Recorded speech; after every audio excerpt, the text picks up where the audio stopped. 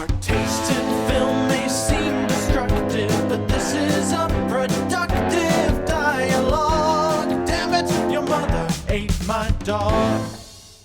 Hey everybody, welcome back to a special episode of Your Mother Ate My Dog, the podcast. Josh and Jesse, as always, episode 31.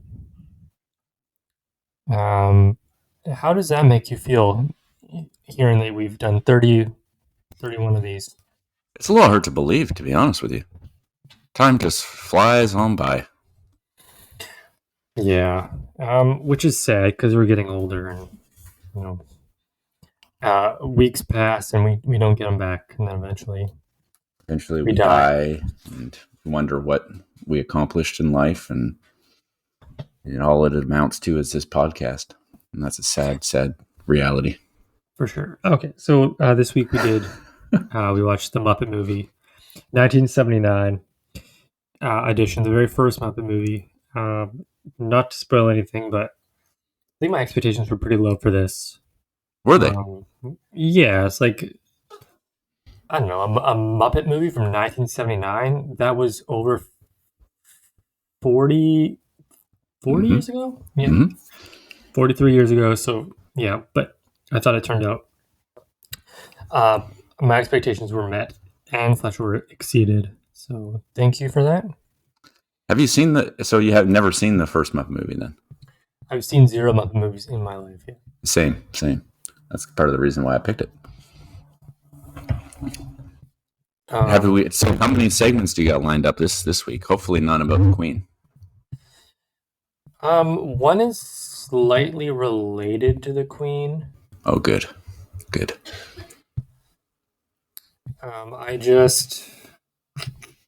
Okay. Yeah, one is slightly related to the Queen, but only because, I guess we'll just jump right into it. Okay, let's do it. So the Queen died, and yes, things I like to do is look at Wikipedia, like who died recently. You like to go on Wikipedia and see who died recently? Yeah, so they have a thing where it's like recent deaths, and it just gives you a list of like all the famous people who have died. Mm-hmm. And it's cool because it's like reading the news and stuff all in one place, and they have important people who died, and also racehorses. A lot of racehorses they include on this one, but nothing about death in this segment. There's also a Wikipedia thing where like you can see what happened on this day in the past. This day in history. And like who was born on this day in the past. Mm-hmm. So that's what this segment is going to be about. Oh, great. So great.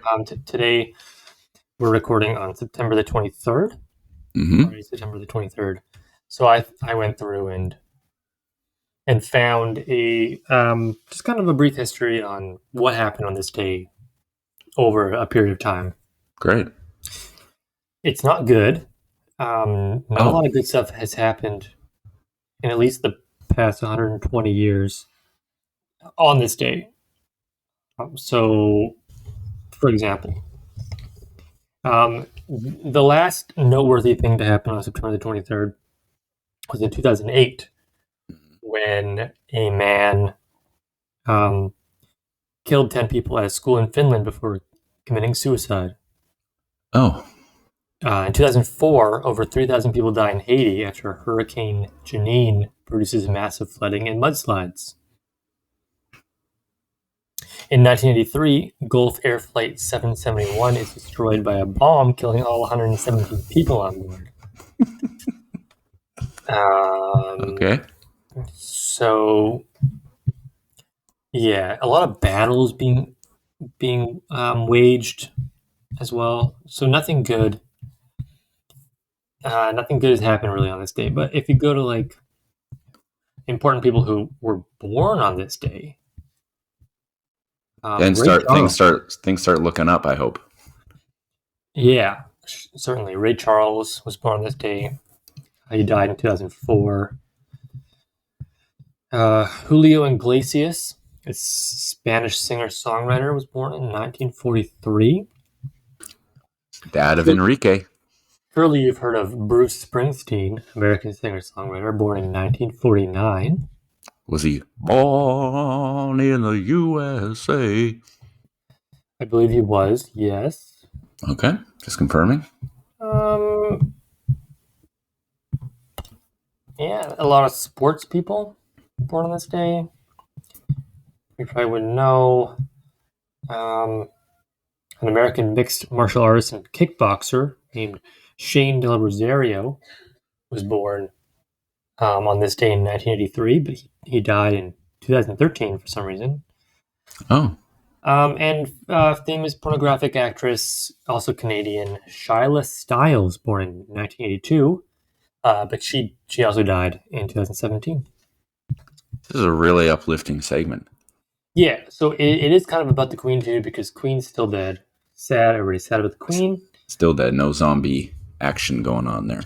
Yeah, so I thought, hey, maybe I would just talk about more dead people.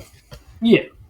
Great. And so that's been that segment on this day, September 23rd. Nothing good happened. I mean, nothing bad happened today in 2022, I don't think. Not that I know of. I haven't really looked at the news. This episode of the podcast was created. That could be a bad thing. Well, we'll see. Did I even press record? I did. Okay. You did, yep. Right. But that does lead us to our follower of the week.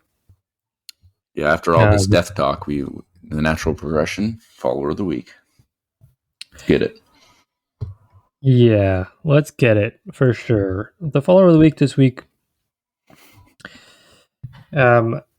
Somebody by the name of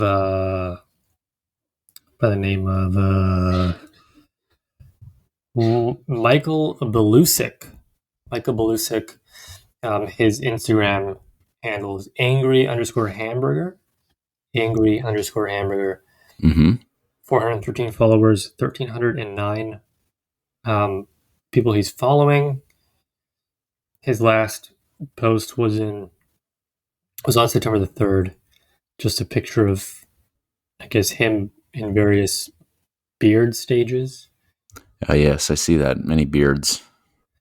He's got a big beard situation. It would appear that you liked a few of his photos. The one that stands out is the one of his two rats named Bill and Ted. You like that? He's just hanging out with his two rats. I like rats, so that makes sense. So yeah, angry_hamburger is our follower of the week. Nothing crazy. He just seems to like beards and rats. He thinks he looks like Nicolas Cage, but he looks nothing like Nicolas Cage. So yeah, it's our follower of the week. Anything you wanna add? Anything you've seen recently, or you want to share? I guess not really. No. You come to this podcast with so many segments. I just feel as though I don't need to create any. You're just so well prepared, you know. Yeah, there's been less segments recently, but has that been like a hint, like that you want me to start coming forward with a few? No, I can work on it, you know. Whatever you're comfortable with. The movie podcast of the week this week, we already talked about the Muppet movie. Yes. 79. 88% on Rotten Tomatoes. In 2009, it was deemed culturally, historically, or aesthetically significant by the Library of Congress and selected for preservation in the National Film Registry. This is a movie that has significance. That makes sense. A movie that people have heard of before, but we haven't seen. Mm-hmm. How did you feel about your Muppet movie? Well, my Muppet movie? Well, I haven't created a Muppet movie. Do you mean the Muppet movie that we watched? Yeah, but the one that you picked. You chose right. I don't claim ownership over it. You're no Jim Henson, am I right? So true. So true. Well, I got to say, I really enjoyed my experience overall. It was a movie that I was just kind of smiling the whole time. Definitely a feel good movie. Hi, did you hear that? Yeah, it's a wacky. It was definitely a wacky, fun, ridiculous kind of movie. Well, the Muppets are a wacky bunch. Some of them, anyway. There's a whole sort of slew of characters. That's kind of, I guess, kind of the point. Yeah, it's called the Muppets, not the Kermits. Yes, not the Kermit movie. We just have Kermit in it, although he was the star. You could say. Yeah, it was. The music was very good as well. Lots of bangers, and lots of like. I've seen like this meme of Kermit riding a bike. I've seen that meme like a million times, and now I know what it's from. It's from this movie. Yeah, that was quite interesting because you watch the Muppets or you see Kermit in day-to-day life, and Yes, I see him all the time. It just surprises you when like you see his whole body riding a bike. Right, no puppeteer. The way they figure that out or whatever. Yeah, it's kind of interesting. I do have a story on that. If I can find where it was. Okay. Well, the Rainbow Connection. Anyway, go ahead. I think that song was like nominated for something. It must have been. That's so good. So, when he was singing that song at the beginning, Kermit sitting on a log. Jim Henson, obviously the guy who puppeteered Kermit for most of Kermit's life until Jim Henson died. He had to squeeze into a specially designed metal container with an air hose and a rubber sleeve which came out of the top so that he can perform Kermit, and a monitor to see what he was doing. Right. For some reason. So he was under the water, under the log, and under Kermit, but with the rubber sleeve. That scene when he was singing that Rainbow song, and the guy came and was like, "Hey, you should go to Hollywood." It took 5 days. 5 days to film. Good Lord. It was the first time that a hand puppet act had his entire body appearing on screen. Oh. To do the bicycle shot, because Jim Henson really wanted Kermit to have legs. And, I mean, the beginning of the movie, that was a big plot point, all the frog leg references. So to have Kermit ride a bicycle in a full body shot, a Kermit puppet with legs was posed onto the seat, and his legs and arms were attached to the pedals and handlebars with an overhead crane and marionette system. Held the bicycle upright, and it guided it forward. But obviously you couldn't see it because the strings were invisible to the camera, and the crane was out of the camera's frame of vision. Well, it was a pretty effective technique, I guess. For 1979, and I guess it just got better. They got better at it with the subsequent Muppet films. So, yeah. Hey, you remember when they were driving that car? Right. It turns out this is Wikipedia's words, a dwarf sat in the trunk and controlled via remote control. Oh. That's what Wikipedia says. So that was a bit more common, like back in the day, I suppose. The utilization of little people, I guess. Like even in like the early Star Wars films and stuff. Yeah, and even like 2011's Game of Thrones. Almost on season 2 now. Oh yeah. Just going through. Well, you're in for a treat. It gets better and better until the end. And then it gets not as good. Although not like it doesn't ruin the entire show like most people say. But anyway, I don't want to give away too much. Yeah, I'll make that decision Anyways, the Muppet movie Right. had a pretty big budget, apparently. Did it? Is there like somebody knocking on the door in there or what? No. Well, an $8 million budget, but the box office $65.2 million. This is 1979 money. So that's like it's $18 billion at least. Well, I don't know about that. Oh, is that not how that works? Okay. No. Okay. Yeah, pretty star-studded cast as well. I saw like some pretty famous comedians. That's for sure. Name one. Richard Pryor, What about Bob Hope? Bob Hope, Steve Martin. Milton Berle? Steve Martin couldn't have been that famous though in 1979. Pretty sure he was. What was he doing? Saturday Night Live. I have to look it up. Okay. Keyboard time. Yep. Yeah. That is quite the keyboard. Cloris Leachman was in it. She died pretty recently. Oh. Okay, 1970s. Yeah, I mean, I guess he was in a few movies. Mhm. He made his first substantial feature film appearance in the musical Sgt. Pepper's Lonely Hearts Club Band. Oh. In 1979, he starred in the comedy movie The Jerk. So really, he wasn't in too much. He wasn't in too many things by this time. So he probably wasn't that well known. I guess so. It was a little bit of a shame, I would say. Like the human actors in this film, like the good ones didn't get as much screen time, and then the I guess the villains or the villain, he was on a lot. Is he like a famous guy? I don't really recognize him from anything. Yeah, the name sounds familiar.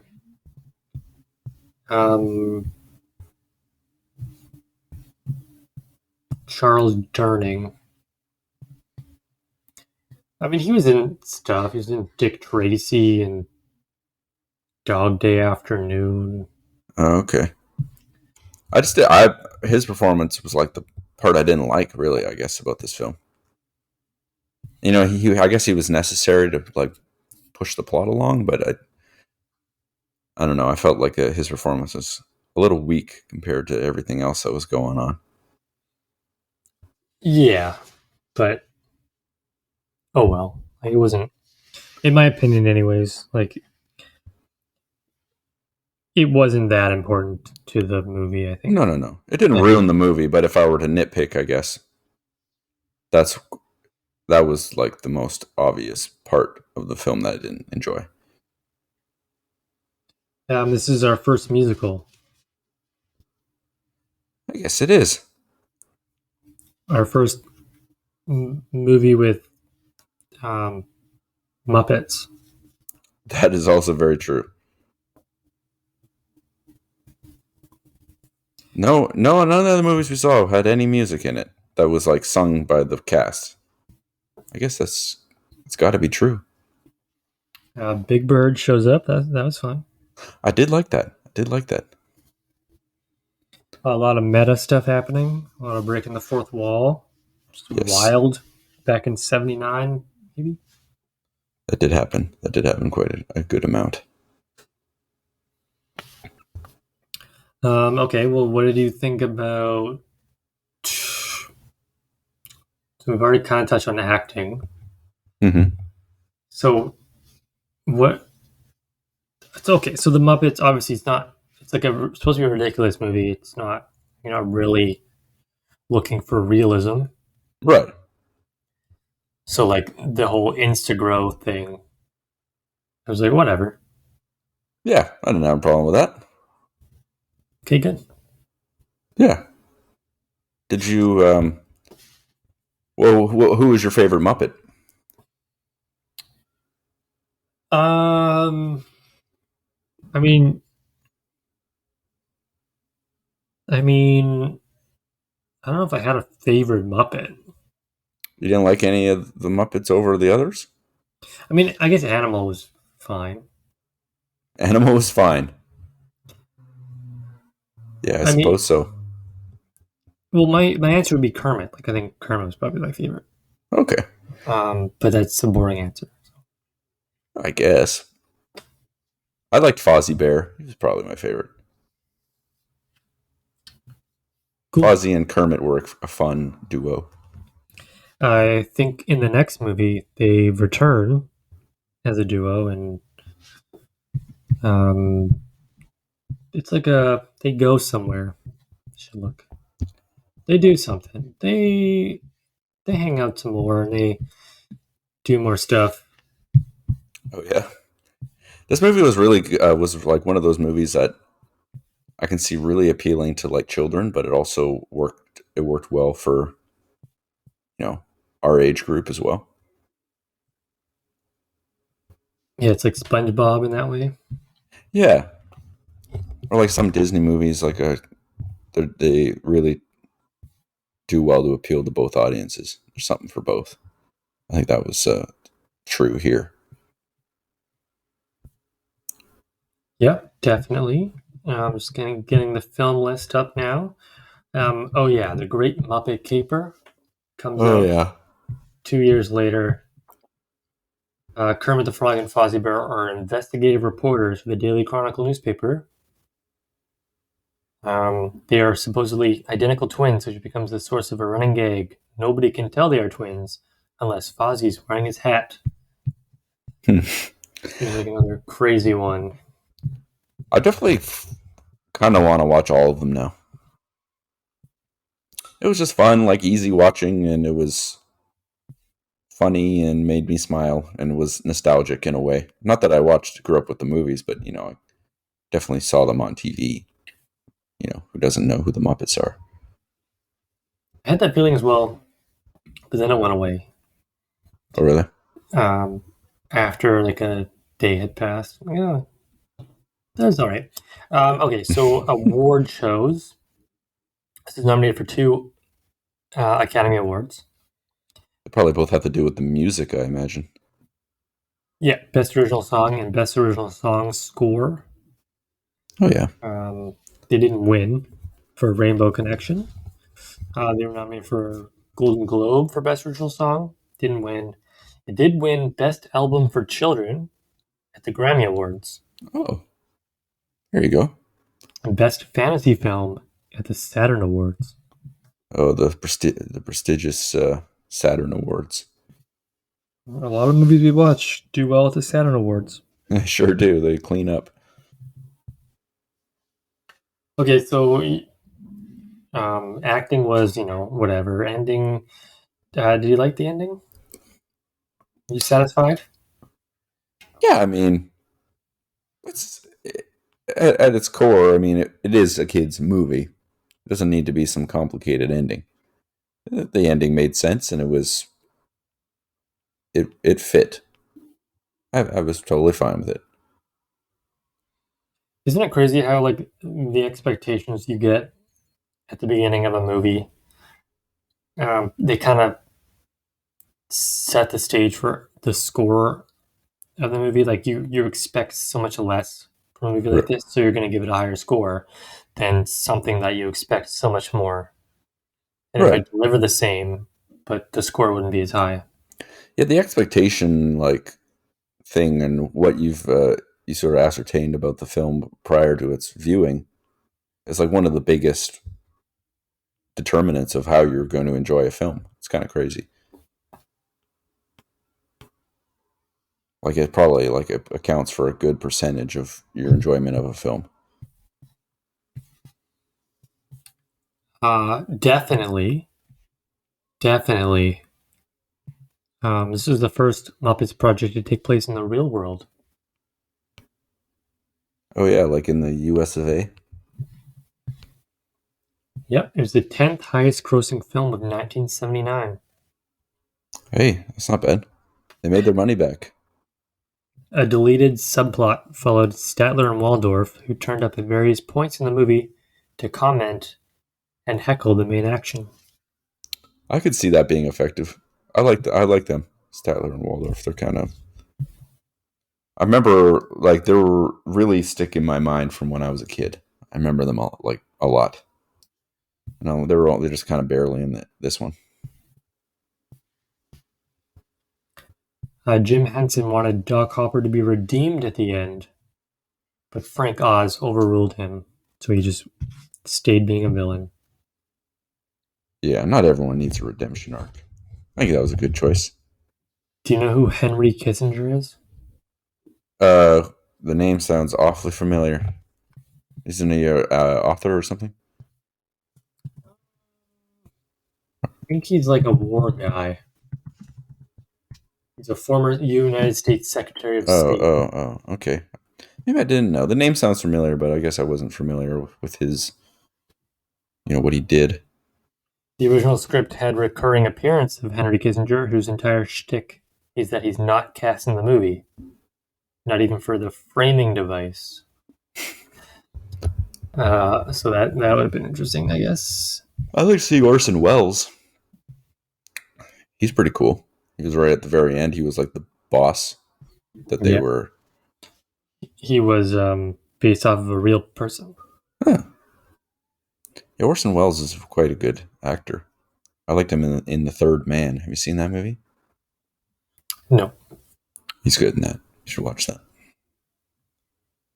When the film was released, The Muppet Show was the world's most popular TV show at the time, with an estimated 235 million viewers in 102 countries. Holy Moses, that's a lot. It was shot in Albuquerque, New Mexico, and Lake Sherwood, California, and is the second highest grossing Muppet movie after The Muppets in 2011.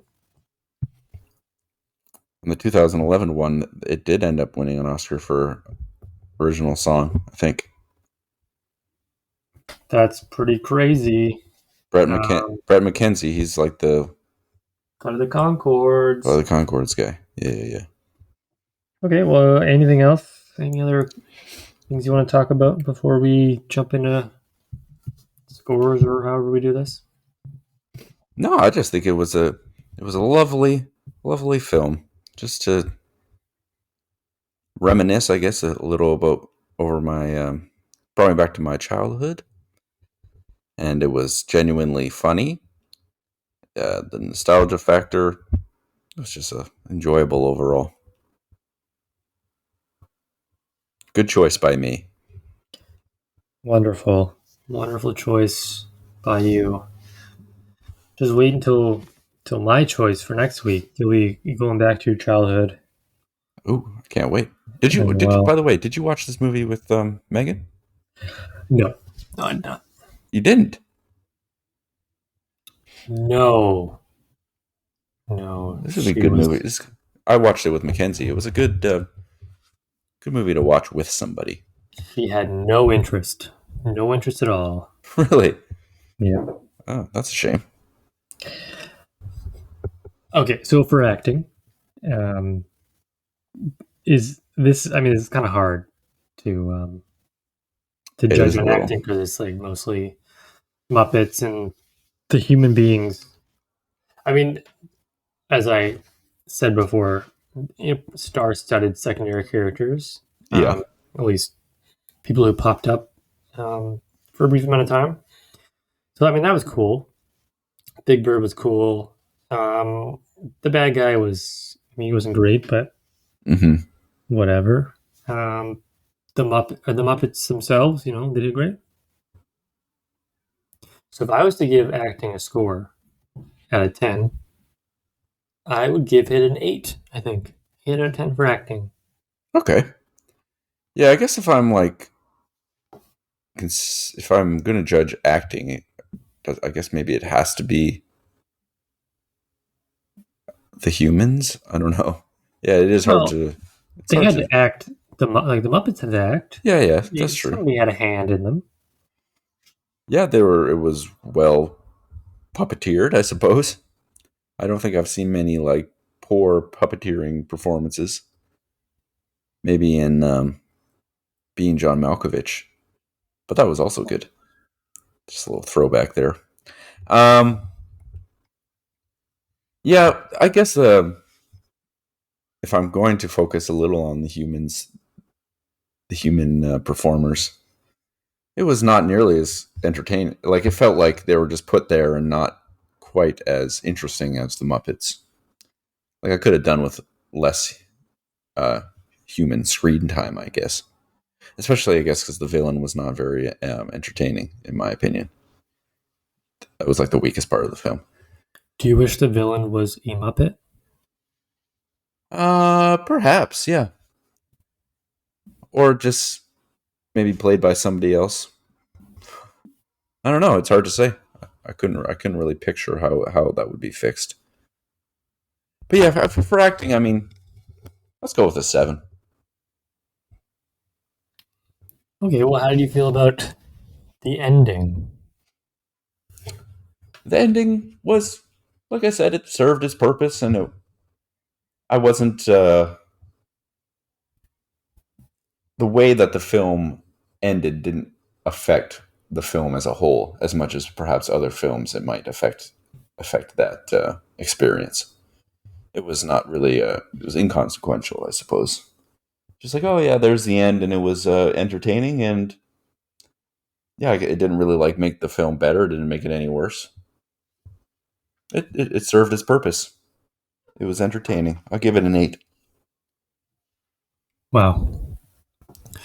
So yeah, like this movie was a bit ridiculous. And the ending had a bit of that with some genuine good-heartedness, like as you were saying. Mm-hmm. And I'll kind of start. Well, I mean, it's a pretty. My ending kind of starts a little bit sooner, later.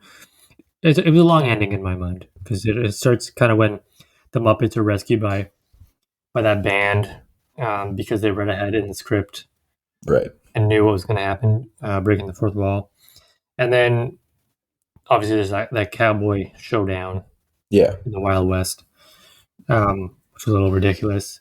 And who would have thought that they would write in a threat to murder Kermit in a Muppet movie about children or for children? So that was interesting. And then the Insugar pills, which brings you a giant animal. Who doesn't love a giant animal? And then it ends with, everybody being happy and there's rainbows and whatever. yeah. So I give it an 8 out of 10 as well. Just because how fun and weird it was for the year 1979. Yeah. Quite. It Yeah. held up quite nice for a movie of that year, for sure. I would say so, yeah. Mm-hmm. So if I was to give it a score out of 10 overall, counting everything, I would give it, because it beat any expectations that I had. Mm-hmm. Seeing Kermit ride a bike was fun. Gave it an 8 out of 10 overall score. 8 out of 10 for the Muppet movie, 1979. Very nice. Yeah, like I said, I had a lot of fun with this movie. I was smiling the whole time. There's not much I didn't like about it. The songs were really good. It was genuinely funny and genuinely entertaining, and it makes me want to watch all the other Muppet movies now. And my score, very similar to you, is an 8. An 8 out of 10. Quite a good film. Well, it's like, yeah, the exact same score as me, but It's pretty similar. My 8 hadn't. I said it slightly differently than you. You said, I'm going to give it an 8. And I'm giving it an 8. See that? The slight variation. yeah, I understand. I wouldn't say that gave me a smile the whole time, but No? I guess your eight's a little better than my 8. Yeah. A smiling 8. Yours is like sort of like a slack-faced 8. All right, well, that was the Muppet movie. Pretty good pick by yourself. By me. I picked it. Let it be known. Now it's over, and we can forget about it. Thank God. Finally, that shit is over. Did you know that Dude, Where's My Car made a sequel. Yeah, you mentioned that the last time.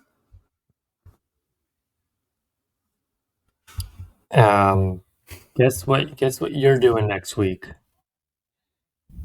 Oh, what am I doing?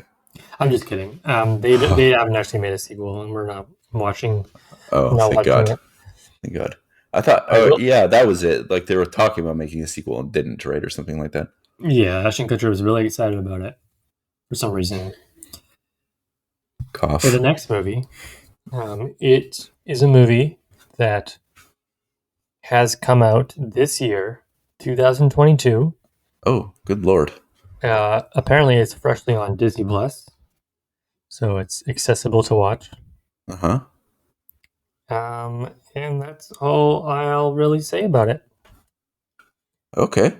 So another new movie. I had a movie in mind that I wanted to watch for the podcast, but then it's been a while since I was able to watch a movie with Megan because she just has hated both of our movie choices. I can't So believe she didn't want to watch the Muppet movie. That's crazy to me. This is a pretty anti-Muppet movie household. Okay. So I floated the idea. I'm like, oh, what do you want to watch for the podcast? And she gave me a choice very quickly. So I'm like, okay, great, we'll do it. So that's what we're gonna do. We're gonna watch a movie. Is there any hints you want to give me? It's a prequel to a successful movie franchise. I know what it is. Okay. Apparently, it's gotten good reviews. I haven't looked it up. Well, the But- movies that this precedes in the timeline are very very good. I love those movies. I'm going to tell you, I don't think I've seen a single one. What? I don't think I've seen a single one. All right, well, just to open it up, we're talking about Prey, 2022 movie, a prequel to Predator. So I haven't seen like any of the Predator movies, any of the Arnold Schwarzenegger ones, any of the Alien vs. Predator ones. I've seen none of this, but yet here I am, open to watching Prey. Do you want to? Yes. You want to know something? No. This whole time, I thought you were talking about Lightyear, and then I thought you were insinuating you hadn't seen any of the Toy Story movies, and I was about to just drive to your house and confront you in person. No, I've seen all of the Toy Stories at least a few times, but okay, interesting. Lightyear. No, I don't think I want to watch Lightyear. Right, that's what I immediately thought of. And you're like, it's a prequel. And I'm like, Lightyear's a prequel. It all lined up. And it also came out this year. That's true. Have you heard of the movie Prey? The prequel? Yes, I have. Movies? I've heard pretty good things. 93%. I've seen Predator, the first Predator movie. And I've seen a little of Alien versus Predator. That's what I've seen of the Predator franchise. Yeah, okay. Lightyear is 75% on Rotten Tomatoes. Yes. Not as good, but okay. Prey, yeah, that should be fun. It's like an hour and 36 minutes. So, is there a Predator movie with Adrian Brody in it? Sounds familiar. Predator film franchise. Oh, there's a movie called The Predator, which came out in 2018. Oh no, here we go. Predators 2010. Oh, Yep, I've seen that. It has Adrian Brody in it, in an action movie, which seems like a weird choice, but yeah. So I've seen 2.5 Predator movies. So there's Predator, Predator 2, Predators, The Predator, and then Prey. That's crazy. A lot of P words in those. Well, it's all the same. Predator, Predator 2, Predators, The Predator. It's like Fast and Furious. Right. Prey is not the same, though. Prey is different, but, Predator and Prey, they go together. Right. They knew what they were doing, you could say. Yeah. Okay. So yeah, that's next week. Great. And See, that's one I don't think Mackenzie will want to watch. even though it's such a high score on Rotten Tomatoes. Yeah, she won't care. It doesn't sound. That probably won't be interesting to her. Well, I'm sorry. The movie that I wanted to watch probably wouldn't have also been interesting to her. Are you saving that for a future episode, or are you? Yeah, I think I'm going to save that Okay. just in case. Gotcha. Maybe it depends. I did watch a movie recently that I might use if I have a busy week and I can't watch a movie, That's a good idea. but not this week. Pray. Okay, cool. Great. Yeah. Totally. What a wonderful Friday night. Just hanging out, talking about Muppets. It's a successful day. So there's a desert in Africa. There's a desert that stretches across 3 different countries in Africa. Okay. Botswana, Namibia, and South Africa. Okay. Do you know what the name of that desert is? I can't quite seem to place it. It's the desert name that stretches across Botswana, Namibia, and South Africa. I think it's in South continental Africa. I would assume so, since it goes through South Africa Yeah, and Botswana, which is at the very bottom as well. yeah. I don't know why. Oh, just a question I have. Have you seen Skyfall, the James Bond movie? Yes. Do you know who sang the theme song for that? Adele. Was it Adele? Okay, interesting. So there is a fear of the number. Like some people have fears of stuff, right? And some people have fears of the number 13. Mm-hmm. Do you know what that fear is called? So is this like you're striking up conversation, but really you're asking me 5 quiz questions?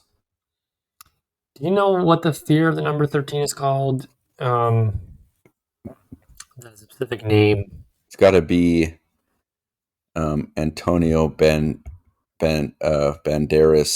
phobia. Interesting. Could you look outside your window for a second, please? Okay. Do you see the moon? No. Do you think that the moon's diameter is wider than the country of Australia's east to west width? Yes. You do think the moon's diameter is wider than Australia's east to west width? Yes. Okay. Speaking of numbers, Right. this one might be very easy for you. Okay. Considering your past, but where might the number 4 be considered unlucky? In China. Are you just saying that because of what I said? No, I knew the answer. Okay. Well,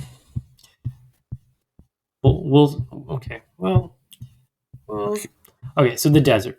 I guess I didn't know the answer. I swear it was. It is. Well, they have the answer is East Asia. Oh, I thought you were asking for a particular country. Well, I didn't know the answers before I asked you the questions, but so East Asia, they're probably like Thailand and Cambodia and stuff like that. But China is in East Asia. Can't get much more east in Asia than China. Okay, fair enough. They do have an unlucky number. The Chinese. I think it might be 13. I think it might be 13 or 14. It's 4. I don't think it's 4 because they've. It is. Okay, well, an unlucky number. Okay. So you used to work for a company called Fairway Market, right? Yes. They're owned by a lovely Chinese family. They picked a number 4 store. Like they have a number 4 store, so they wouldn't have picked an unlucky number. I want But they you to. don't have a 13 or a 14. You got your keyboard ready? You got your keyboard handy?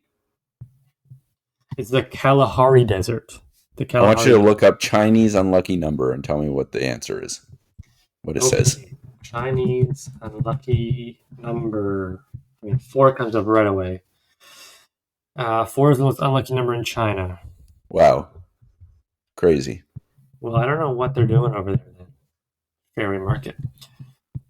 If that's what Google says. Adele does do the Skyfall theme song. I think I already knew that one. A fear of the number 13 is called triskaidekaphobia. Triskaidekaphobia. Triskaidekaphobia. Triskaidekaphobia. Almost had it with Antonio Banderas phobia. Yeah, You know, close. he's in the 13th Warrior. That's a bad joke. Anyway. I don't really get it. But, Okay. you said the moon's diameter is wider than Australia's east to west width. It's actually false. It's not wider. The moon is not as big as I thought then. And yeah, the number 4 is unlucky in East Asia, which I guess could be China. Whatever. Not I guess. Google says what Google says. Okay. Okay, Gemini, I will leave you with your horoscope. Your lucky numbers are 3, 15, 17, 45, 47, and 48. Your energy level may be very high right now. Interesting. You might be able to use it to accomplish something that is normally outside of your abilities. But be careful not to alienate others. Wow. Do my best on that one. What's yours? Early in the week, you may be feeling more emotional than usual. This period might be better used to seek insight on your life situation rather than taking any action.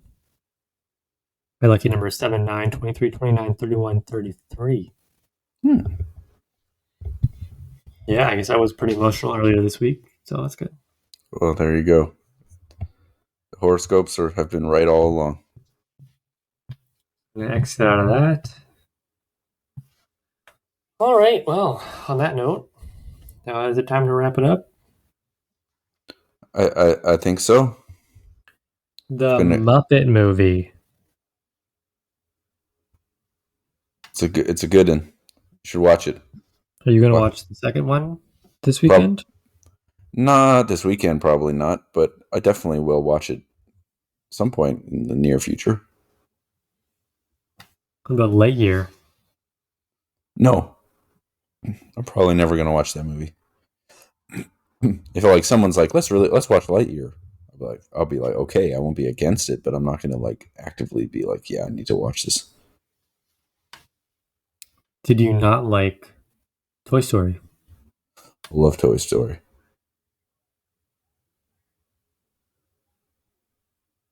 Okay, well, this has been a fun podcast. Oh, totally. Big time. Lots of fun. It's always fun on Friday night. Hopefully this continues or doesn't. Who knows what the future will hold. This could be our last episode. For Your Mother Ate My Dog, the podcast. Well, I mean, I guess it could be, because, like, something could happen. Death is imminent, and it could come sooner than we think. That's just like how we'll bookend this episode with death. You know, at the beginning, it was all about people dying and who's dead. And now we could just cap it off with the fact that you will die. Just like the Queen.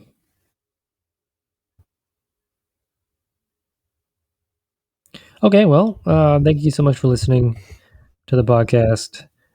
And I hope nobody dies. And I hope we all live long, happy lives. Goodbye. Goodbye.